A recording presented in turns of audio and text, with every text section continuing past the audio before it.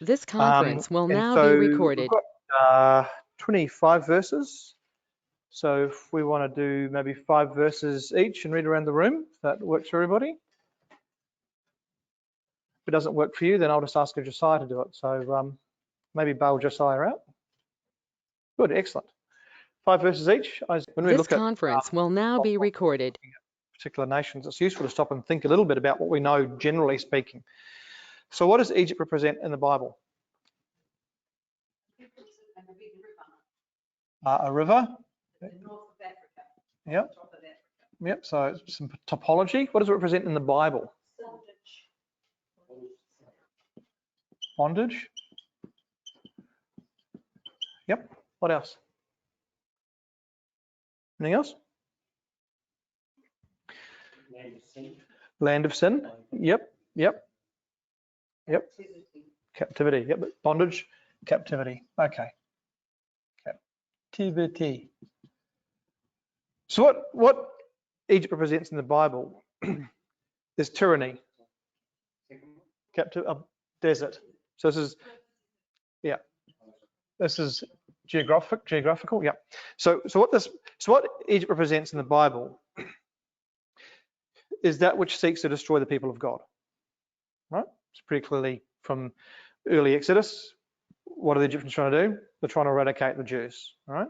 And so it represents tyranny. It represents any system, but specifically the system that seeks to destroy the people of God. Right? So what was Abraham's concern when he first went to Egypt? What was his concern? Yeah, he's going to be killed for his wife, right? So even at the very, very beginning of our first introduction to Egypt, where Abraham goes down to Egypt, his first concern is, these people are untrustworthy and they're dangerous. And I've got something that they want and they're going to kill me for it, right? And that's what happens when we come to the time of Moses, same scenario. So whatever Egypt represents throughout the Bible, it always represents tyranny and it always represents that which seeks to destroy God's people. Yeah, but he went there first for food and for sanctuary. Yep, but only, so that as well. Only because Joseph was there. Abraham went because he was hungry. Oh, he was seeking salvation. Yeah. Food and sanctuary. Yeah, it's not how it's used throughout Scripture. It's primarily used as a tyranny. I'm saying there's another side. Oh, there's lots of things that, yeah. So, it threw me off my train of thought. Where was I going? Oh, like Egypt, yeah. Like it is like also prosperity. Yes, because came out of Egypt extremely well, as did the Israelites. Yeah. Well, not extremely, but they took of the riches of Egypt. I guess all of those things can be true at the same time. Yeah, but throughout not just one thing though. Primarily throughout Scripture, its primary representation is a tyranny that seeks to destroy the people of God. So compare that, for example, to Babylon. What was Babylon represent? It's a bit different. Yeah, well, it's a kingdom. So is Egypt's kingdom of men. Yep. Sorry, what was that? It's a kingdom of men. Kingdom of men. It's a kingdom of men. Yep, idol worship. But why does God send Israel to Babylon? Who does God send to Babylon? The good figs. For what reason? To preserve them. Okay, so there's a difference, right? Babylon is different to Egypt. Like Babylon is steeped in idolatry. Egypt's steeped in idolatry. But the people of God are sent to Babylon, which is also a tyranny, right? Like there's no, you get a vote, right? There's no, you can be anything other than a Babylonian or a Chaldean. Daniel turns up and the first thing he's done is put into university to be indoctrinated in how to be a Chaldean, right? So they're trying to remove their identity, but they're not seeking to destroy them. Whereas the story of Egypt is the Exodus story. It's a story of the seeking to destroy the people of God. Now, by the way, the people of God had a pretty good time in Egypt for a while, right? Under Joseph and the pharaohs that knew Joseph. But that story becomes a story of tyranny. And so throughout Scripture, and even into Revelation, where it talks about this is Egypt, right? This is Egypt and Sodom and Gomorrah. We have the same ideas being promoted. And so we have this idea of a tyranny. Oop. I don't want that. I want this. And so they escape out of Egypt. And we know the story, Egyptians are destroyed. and they're saved. And that's an interesting story, which is a bit of an aside, but you don't go straight from the tyranny which seeks to destroy straight to the promised land. Right? You've got to go through a desert. And that's an important lesson for us all. Right? We are in the desert, we're in the wilderness of the nations, making our way to the kingdom of God. And the reason you go through a desert is there's some important things to learn, which you don't learn in a tyranny, but you need to know before you get to the kingdom of God. Right? And what you need to learn is you need to put your faith and trust in God despite hardships. Right? Now, Egypt is important for a couple of reasons. And in Scripture, it is used as the king of the south. So this is Daniel chapter 8. Probably familiar with this. This is the goat and the ram. And if you're familiar with the story, we have the Medes and the Persians, right, are at war. Well, the Greeks and the Macedonians are at war with the Medes and Persians. And the goat overthrows and overcomes the lamb and takes over its empire. And there's 4 horns. We'll call that story. So you got 1, 2, 3, 4. And out of one of these horns, a little notable horn pops up. And so these 4 horns, we'll just ignore the little horn for a second, these 4 horns represent the 4 generals that carved up Alexander the Great's empire, right? And out of one of the horns comes a notable horn, and that is the Roman horn, which overthrows, in its first instance, the northern Seleucid Empire. And so, as we know from history, these 4 become 2. You've got the Ptolemaic Empire in the south, or the king of the south, and you've got the Seleucid Empire in the north, or the king of the north. This is going to become important shortly. Now, the Seleucid Empire is overthrown by the Roman system, and the way Daniel describes that is this little notable horn that comes up. Because where does it come up? It comes up in the middle of the Seleucid Empire. That's where it originates. That's where we see it originate from the prophetic perspective. Now, why is this important? Well, it becomes important when we start discussing Egypt in the context of future events, what to expect. So the Ptolemaic kingdom is in the south and is called the king of the south. And the Seleucid Empire is in the north and is called the king of the north. Now, it doesn't matter who occupies the south. If they occupy Egypt, they are king of the south. And if they occupy the north, the area of Turkey and Syria, they are the king of the north. And I'll give you an example. So here's a map. Who is the king of the south on this map? It's the British. Yep, British took control in 1882. Who's the king of the north? Turkey. Yep, the Ottoman Empire at that time. All right. Yes, that's right. Yep. Okay, and this is in the waning periods. Okay, so in Daniel 11, verse 40, at that time of the end, the king of the south will engage with him, the king of the north. So whoever's occupying Egypt is going to attack whoever's occupying Turkey, Syria, right? And in World War I, that's exactly what happened. The British first initially tried to take Turkey via the Anzac Cove. That was a dismal failure, and so they came through the south. They came through Egypt. And then later on in that verse, we have another set of information, right? We have the king of the north, but at this point in time, our future, the king of the north will be the Russian occupier, and they will come against Egypt, no longer Britain, but now Egypt. Okay, and so that's why it's important just to get some context about what these areas and these states mean. Because when we come to Isaiah 19, we talk about this cruel Lord, and it's like, well, who's the cruel Lord? Well, it's the king of the north who has come down to take the king of the south, to destroy Egypt. And so we have the Russian aggressor, this king of the north who's a cruel Lord who's going to dominate this area. He's a tyrant and he's very destructive. So why would Russia come down to Egypt? What would be useful in Egypt to Russia? Yep, some good reasons. Yeah, certainly. Yep. Some examples. Tourism in Egypt is worth $13 billion. It's 12% of the GDP. It's an absolutely massive amount of money. Yep. There's oil, there's gold, there's resources. There's a lot of good reasons to come down. They're also located in a very strategic location. right?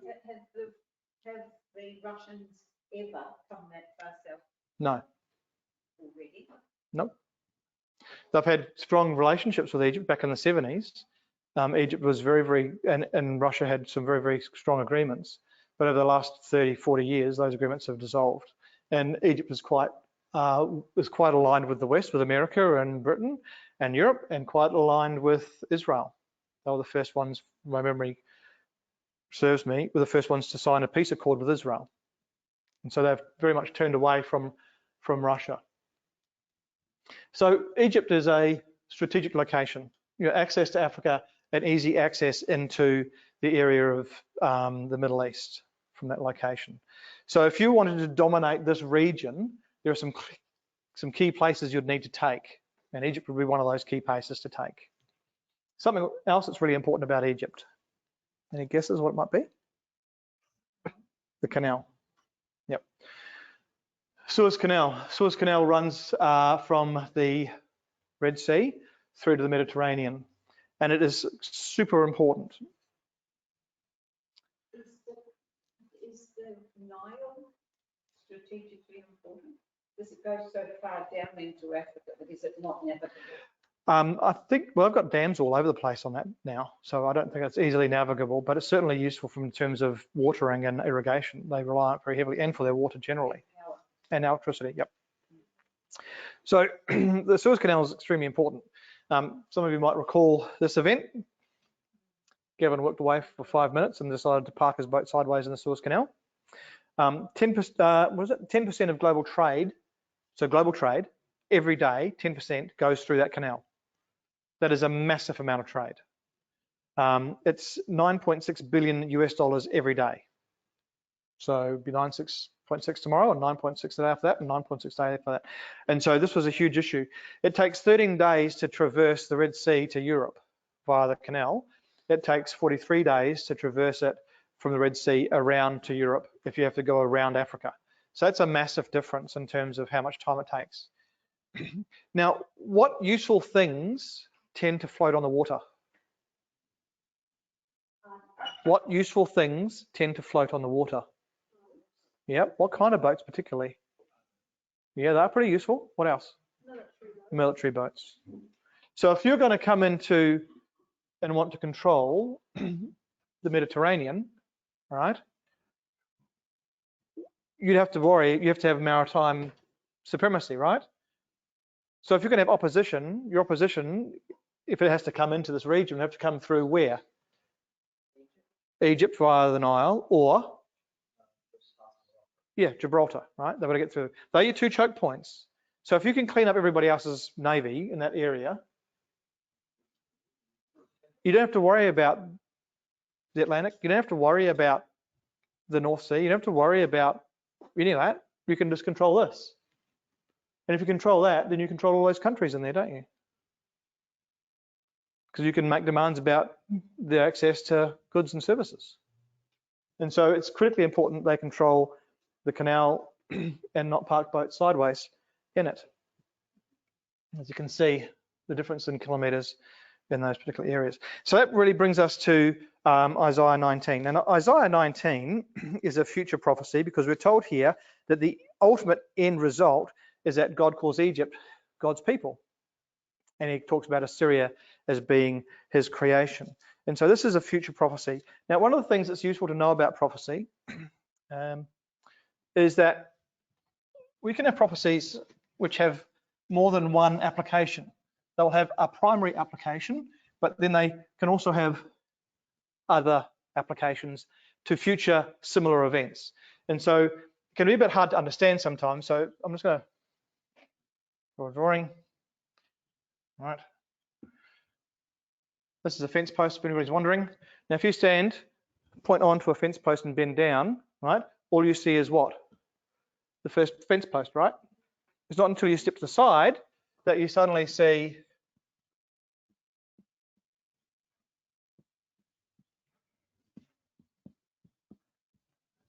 the other fence posts. And prophecy is a bit like that. Sometimes when you sit there and you look at a prophecy, you go, oh, it only applies, for example, to Daniel's day. But you go, well, hold on, actually it has an application to AD 70 and it actually has an application to 1865, and it actually has an application to Armageddon. Not in every case, but often you'll find the similar language used over and over again across prophecies, right? So this prophecy is relevant to our future. And the reason we know that is because the outcome, the final outcome, is that these nations are called my people and my creation. So in verse 1, we're told the burden of Egypt. This idea of burden means something that is heavy or hard to hold or hard to maintain, to weigh down, to burden. Behold, Yahweh rides on a swift cloud and will come into Egypt. The idols of Egypt will totter at his presence, and the heart of Egypt will melt in its midst. And so we're told here that God, or the saints, are going to come into Egypt riding on clouds, and they're going to overthrow whoever's occupying or running the show in Egypt at that time. Now, at this point in time, who is occupying who's the king of the south at this point in time, do you think? Russia, that's right. Yep. And reading through this section, it appears as though these events occur before Russia is destroyed in Israel. Because if Russia was destroyed in Israel, then why would the saints need to go and deliver Egypt? Because Egypt would just rise up and overthrow the Russians who had been broken. So from a timing perspective, these events are the deliverance of Egypt just prior to the events on the Mount of Olivet, the destruction of the Russian system, the Euro-Russian system. Okay. So can I ask a dumb question? Sure. Why do you say this is only future to our time? Because we're told, Don't you think the people who heard Isaiah speaking expected it to be just like it says, a dried up Nile and frightened people and yeah, so what's the outcome of this? leaders? What's the outcome of the prophecy? Sorry? What is the outcome of the prophecy? It seems to stop and not tell you very much except all these descriptions of people being afraid. It tells you a lot. If you go to the end of the chapter, Down to verse 19. yeah, because this is a contextualized prophecy, right? You don't just take the first two verses and go, well, that's it. It's the whole prophecy. So when you get down to the end, it's Yahweh of armies, blessed is the Egypt, my people. Well, Egypt's never been God's people and never been blessed that way. So it's never been fulfilled. So you appear to be taken from verse 1 as Yep. still future to us. Yes, because verse 1 is a cameo of what is the outcome, right? It's part of what the outcome is. So often we'll get scenarios where we get the explanation first, why did it happen? And we get a whole bunch of information. And at the end, we get a revision of what actually happened, which ties us back to that first section. Yeah, so tell them what you're going to tell them. Tell them what you told them. Helpfully, God does the same thing. So because- this is verse 2 stuff. So verse 2, he says, the spirit of Egypt will fall in its midst. I will destroy their counsel and I will consult idols with their charmers. And so I think that is the introduction of how we get to where we end up, right? All this destruction that occurs in this chapter, this evil Lord and the overthrow of Egypt, is because of the behavior of Egypt, which has been promoted by God. So just as God hardened Pharaoh's heart, God didn't zap him one morning with a magic wand and make him a difficult person. He surrounded him with a set of circumstances which forced him down a certain path, which resulted in a specific outcome. So you're saying from verse 2 onwards, it's still beyond. Yes, this all this chapter is beyond today. Yep. So But there was, so looking at what we've got here, but there was a fulfillment to Yeah. the entire Isaiah. Yeah. There was a, Yeah. There was a fulfillment of Yeah. Isaiah. because you have to have that, because part of the test, because if you want to test a prophet, how do you test a prophet? Yeah, so in some respect they have to come to pass soon, not 2,000 years later. They have to have an application which is relevant to their local time frame, right? Well, that's what I was trying to get you to say. That Oh. had something happened back there, but also something. Right, because you've got, To be only saying out there. yeah, but that's the focus of our talk, right? What to expect from Egypt, right? So if you go to Ezekiel chapter 29 and 30, you've got a long list of detailed prophecies about Egypt, which pertain to the periods of Nebuchadnezzar, and Nebuchadnezzar's overthrow of Egypt. You know, he toiled all this time in Tyre, didn't take Tyre. As a result, God gives him Egypt. And then you've got the play out between the they and the them, where it talks about Babylon coming down, trying to destroy Tyre, fails, goes and gets Egypt as a reward. And then you've got Alexander the Great coming in, and he eventually takes Tyre by taking the stones off the shore and throwing them into the water, right? So they are more proximate to this period of time in history. That's our history. But these events, although they had a partial fulfillment in the past, their primary fulfillment will be in the future, in our future. Because this is when Egypt becomes God's people, and when Assyria becomes God's creation. Which is important, because God doesn't hold grudges. Right? He's prepared to work with the world and convert the world. Now, we know from Armageddon there's a bunch of bad eggs that are removed, but the ultimate outcome at the end of this chapter is that Egypt is considered God's people, just like Israel is considered God's people. And Assyria is considered God's creation, even though Russia comes down as the latter-day Assyrian and destroys Israel and Egypt. Yeah, they're blessed in Abraham. They become adopted sons, just like we're God's people. We're not Jews by birth. Yeah. Well, I think it's because of the blessings of Abraham. Abraham's blessings, and all nations will be blessed in you. How are all nations blessed in Abraham? Well, they're adopted into the family of God. But you know, agree with David that there's a descent from Abraham factor as well. I'm not sure where the Egyptians descend from. The Egyptians were, I don't. But Egypt exists. There were Egyptians in Egypt before he turned up. Yeah. Yeah. And the reason for that has got to be because they are connected with the promises. Yeah, I'm not sure that they're connected by genealogy like through Hagar. Could be. I think they're connected by adoption via the promises to Abraham, like all nations, like Assyria, for example. The Assyrians aren't related to Abraham, unless you want to go down the Keturah path, which. They would probably claim descent from Abraham, some of them. Maybe. An Iraqi lady came to Bible seminars for women here. Yep. And she said she was descended from Hagar. Oh, there you go. She said Hagar. Okay, so we're currently on slide like 6, and I've got about 50 of these to get through, so let's keep going. I don't actually have 50, but we need to keep going. And so we're told in this chapter that the heart of Egypt melts. It dissolves. And so the situation is so extreme that the Egyptian polity dissolves. And this is where we start getting into this cruel lord that comes down. Right? They're in all sorts of trouble. They're in all sorts of challenges that they're facing. Ezekiel 29 verse 14 to 15 tells us that post Nebuchadnezzar's invasion of Egypt, they would be a weak nation. And so Egypt's never really recovered since all those years back, the destruction by Nebuchadnezzar and then followed by Alexander the Great. They've always been a weakened nation. And that still holds true today.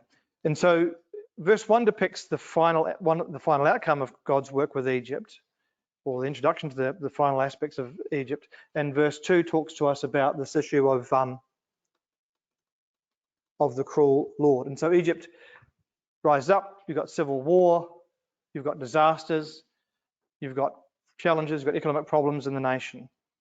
And I suspect just as Germany occupied France, you had French people versus French people. You had those who supported the occupier because let's just get along and not get shot or harmed. And you've got the resistance who are against anybody who supports the occupier. And so we end up with this terrible situation where people are set against each other. And no matter what they do, we find in verse 3, nothing works, right? They turn to their idols, they consult their specialists, they go to their wise men, they go to their history books, they go to their cultural norms, and they try and find a way out of this problem, and there's no way out of it. It's an abject disaster. There is no solution to the problem. And so we find in verse 4, the Egyptians are given into the hand of a cruel master, king of fierce countenance, and he will rule over them. And so that's what God does to Egypt. And the reason that happens, as we saw, is because Egypt's strategic. It's necessary. It's what the Russian Confederacy need to do to be able to control that part of the world. And so then we've got this section which talks about the Nile. So it's like the Nile drying up. So if you remember the River Euphrates in Revelation 16 talks about the River Euphrates drying up. Who's that referring to? It's the Ottoman system, right? The Ottoman system dried up over about 400 or 500 years. Well, the Egyptian system, the Nile system, is going to be destroyed. And the way that's expressed is the destruction of the Nile and all its tributaries and all the people who make money out of the Nile. And so all of their economy is destroyed.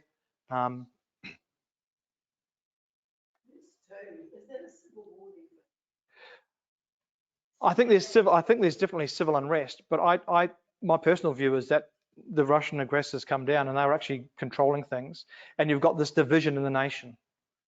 You know, if Australia turned up and took over New Zealand, there'd be a whole bunch of New Zealanders think this is a great idea, and a whole bunch of New Zealanders think it's a terrible idea. Right? And so you'd have people set against each other. That would be a terrible idea, right? We only send politicians that way. We don't have politicians coming this way. And so there's an economic disaster. Verse 5, commerce grinds to a halt. Verse 6, they're isolated and restricted. Their movement, their ability to traverse is limited. Agriculture fails. Key industries fail. National and economic catastrophe impacts everybody. And so it's an abject disaster. And so those verses talk to us about those key things. The waters fail. The brooks fail. The defences fail. The reeds and the rushes wither and die, and their productive capacity drops. The fishermen mourn because they've got no more. They can't catch fish. Their industry, fine flax, is destroyed. Fine fabric is eradicated. The foundations are broken. The whole country falls to pieces under this cruel lord. Now, why is it that happens? Well, obviously they've been invaded. But you wouldn't invade a country unless you thought you had a good chance of winning, right? This is the mistake that the West has made about Ukraine and Russia, right? And they thought, well, Russia will be a pushover. We can send all this army and all this military and all this stuff into Ukraine, and the Ukrainians will be great. Well, they didn't count on the fact that Russia would wipe out the Ukrainian army. It's 150,000 plus dead and X many casualties. It's a complete catastrophe. And Russia hasn't even really begun yet. They've got 500,000 men on the border waiting to walk across the country and just take it out. And so Russia is confident. Why are they confident? Well, you've got a bunch of fools running the shop. That's the problem, right? Verse 11, surely the princes of Zoan are fools. Pharaoh's wise counselors give foolish counsel. How do you say to Pharaoh, I am the son of the wise, the son of an ancient king? And so you've got bad leadership. You've got people who are making bad calls. You've got common sense is forgotten. Verse 12, where are they? Where are the wise men? Let them show themselves. Let them know that Yahweh of armies has what Yahweh has purposed against Egypt.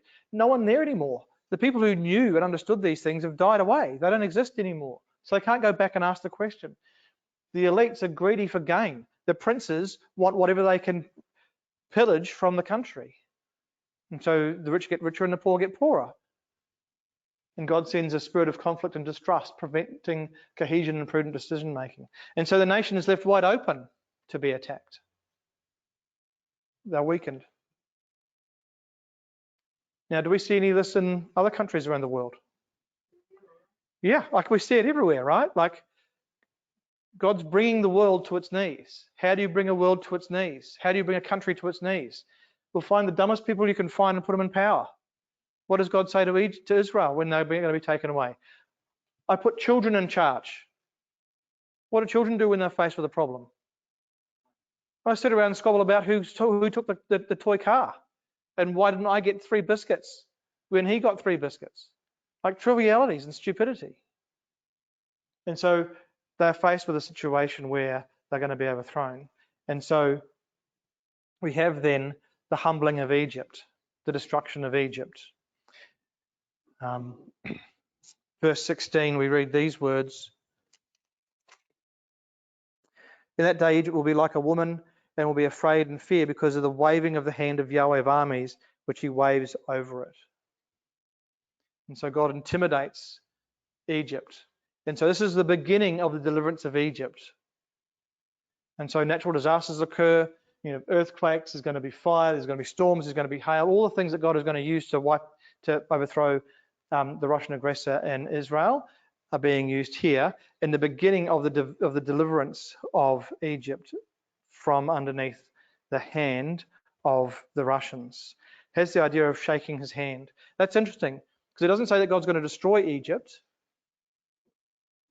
It says that he's going to threaten it. He's going to force them to capitulate. Right? They are going to submit to God in this case.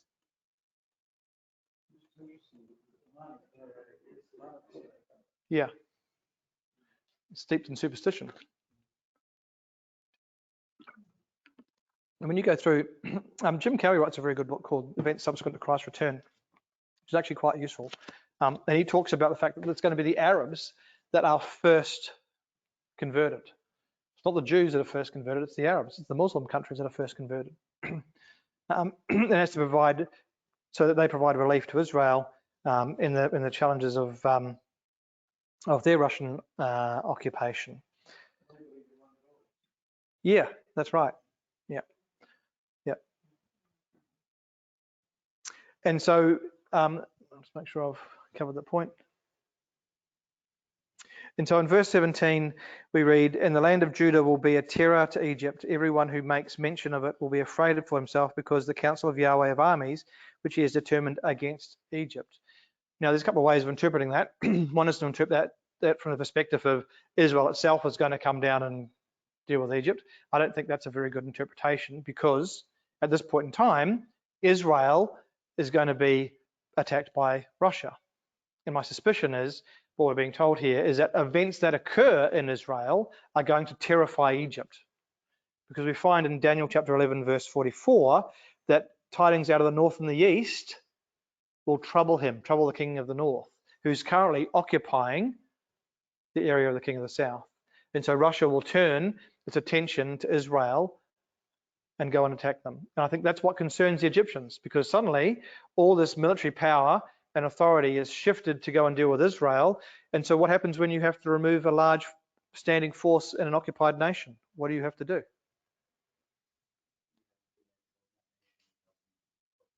And how do you do that? Tightening the screws. Yeah.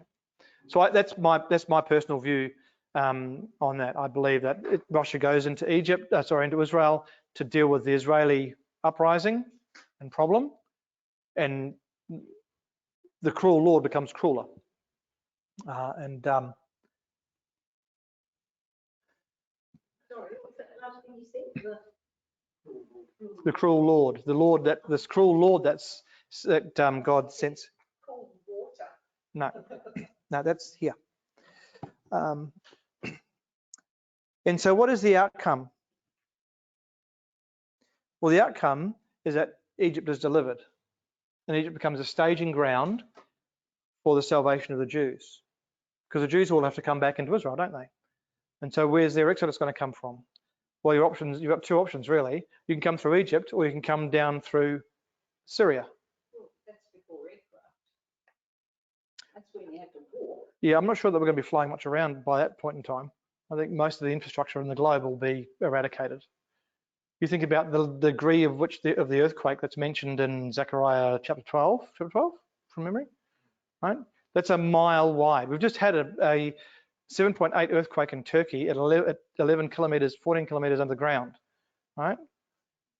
It's tens of thousands of buildings have been demolished and 150 odd thousand people are buried.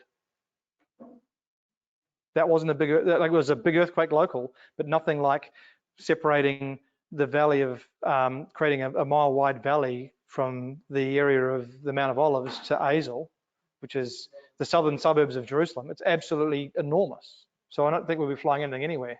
I think most technologies will be obliterated. They come by boat, just because of the volume. Yeah. Like even the number ones in Europe too, but the ones that come to New Zealand come on an aircraft. Yeah, but like if they're fleeing, like even all the Jews that have fled Ukraine since the Russian-Ukraine conflict started, have all gone by bus. But the Israelis have buses on borders. Bring them there into Israel. Yeah, well, we When if you're a refugee, you don't generally afford airfares, particularly when you bring your entire family. Have you tried to fly a family to Australia recently? It's very expensive. Unless you manage to get to Florida, in which case DeSantis will just fly you straight to New York because it's like, hey guys, we don't want you here. Keep going. That's a different scenario. And so we're told. But I'm conscious that the traditional views of prophecy Yep. were written before there was aircraft. Sure. So everybody walked Sure. or travelled on land everywhere. Yep. So I just think in the modern world, they use modern transportation. After Armageddon, Come on aircraft. after Armageddon, there isn't going to be a modern world. It's going to be obliterated. Like the magnitude of that earthquake is insane. Which verse are we talking about? Oh, so we're just talking about how the refugees are going to be coming back and why Egypt. And that's in Why- different chapters. Yeah, it's Zechariah 12, which talks about that. And there's other sections of Isaiah which talk about the return. It says that Tarshish will bring them back by ships. So no aircraft in that case But either. we're talking about that because Egypt is going to provide safety. Yes, Egypt will be controlled under Christ, so that there is a safe haven for the returning refugees coming back into Israel.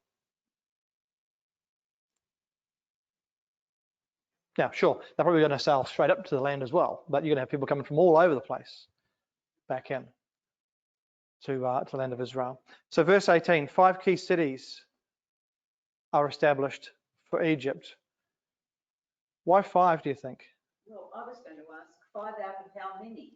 Right, so why does it say 5, do you think? Are these 5 betrayal cities that cross to the other philosophy, or is it 5 out of 5, or Good question. Great question. Why 5? What does 5 mean in the Bible? Grace. So these 5 cities are 5 cities of grace. Now, we're not told how many cities are going to be. By the way, there were special cities in Israel too, weren't there? They had a special name. What were they called? Cities of refuge. So I think that there's dozens of cities in Israel and Egypt, but there's going to be 5 allocated as cities of refuge, which implies then that there will be a version of the law of Moses applied to Egypt, and it'll be applied globally. That law will be reinstituted in some fashion. And we pick that up in Ezekiel, in the latter chapters of Ezekiel. Just a question. Something to think about. Some of the other translations for verse 18, because in the AV it's got one of those cities, one shall be called the city of destruction. Martin says we're of the sun. Some of the other versions. So I read that differently. The Hebrew means destruction. It actually means destruction. So why would a city of refuge? Well, that's a good question. Is one of those? Is it one of the 5, or is it one city? So we've got 6, 5 special cities, plus this other city called the city of destruction. the NIV people plump for one of them, Yep. 5, Yep. will be called the city of Yep. destruction. And Yeah. the Dead Sea Scrolls say the city of the sun. So the Hebrew actually means destruction, which is so that's an interesting conundrum, right? So why would you have a city called the city of destruction? Especially if they're supposed to be refuge.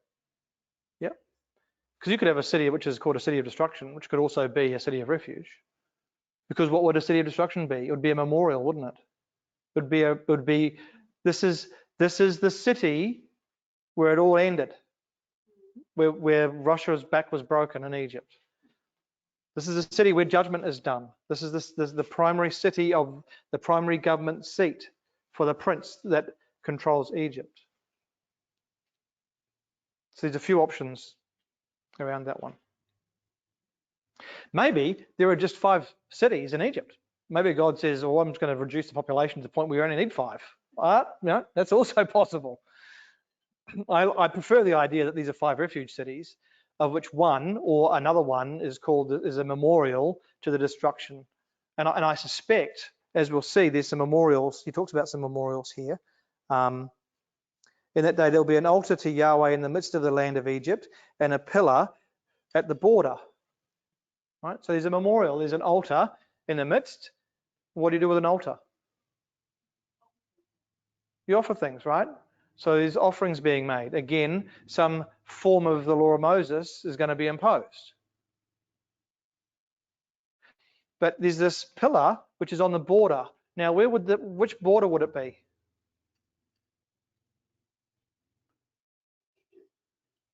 Yeah, I think it's between, I don't think it's between Egypt and Libya or Egypt and Ethiopia. It's between Egypt and Israel.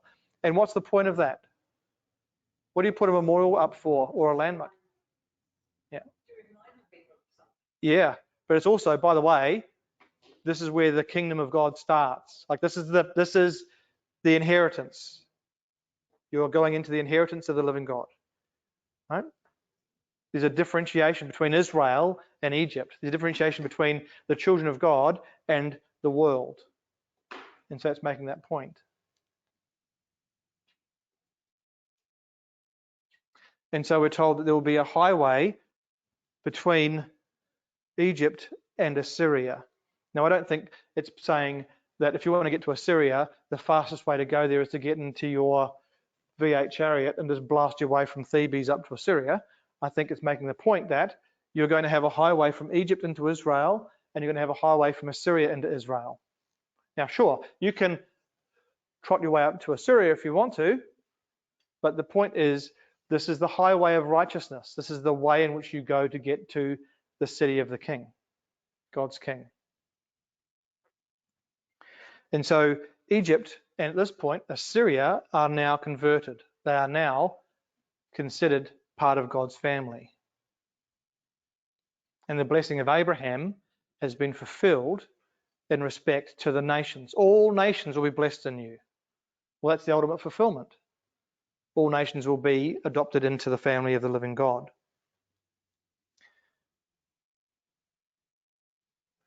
And we're told there that Israel will be the third amongst Egypt and Assyria. It's probably not a great translation. It's got the idea of preeminence. Right? Israel will be preeminent amongst the king of the north and the king of the south. It'll be preeminent amongst the historical empires of the world. And it'll be a time of joy and happiness. And all nations will know God. And all nations will grab the hem of a Jew's garment and say, take us to Jerusalem. Take us up to Jerusalem so we can worship the great King in Jerusalem. And so verse 25, Yahweh of armies will bless them, saying, blessed is Egypt my people, and Assyria the work of my hands, and Israel my inheritance. Now it's important, who's blessing? Who's doing the blessing? Specifically, who's doing the blessing? Yahweh of, right. So whenever you see that, whenever you hear Yahweh of armies, God's saying, listen, this is the military manifestation of God. It's not the family manifestation of God. It's not the governorship manifestation of God. It's not the healing manifestation of God. It's not Yahweh Rafika. Right? It's Yahweh of armies. And so he's saying, you're blessed, right? Egypt, you're my people. Assyria, you're the work of my hands. Israel's my inheritance. Don't forget how we got here. Right? Remember that city of destruction, that memorial? Don't forget it. Remember that tower on the border when you come in? Don't forget it. And so there is still a warning in this chapter to Egypt and to Assyria. You need to play nice, because Israel is the preeminent one now, not yourselves. And so we have that fulfillment then of the promises to Abraham that in all nations he will be a blessing for all nations. And we have this adoption into the family, which is actually really heartening when you think about it. Like, we talk a lot about Armageddon and the destruction and the horror, and that's really bad. But the ultimate outcome is that God doesn't just save Israel. God saves Assyria, well, the latter-day Assyrian, the Russian system, and he saves the Egyptian system. not because they stay Egyptian, because they stay Assyrian, but because they all become part of his family. They adopt God's ways. They forsake their idols, they forsake their charmers, they forsake their cultures, and they adopt the principles of God. So that's all I had, and I think we're pretty much on time.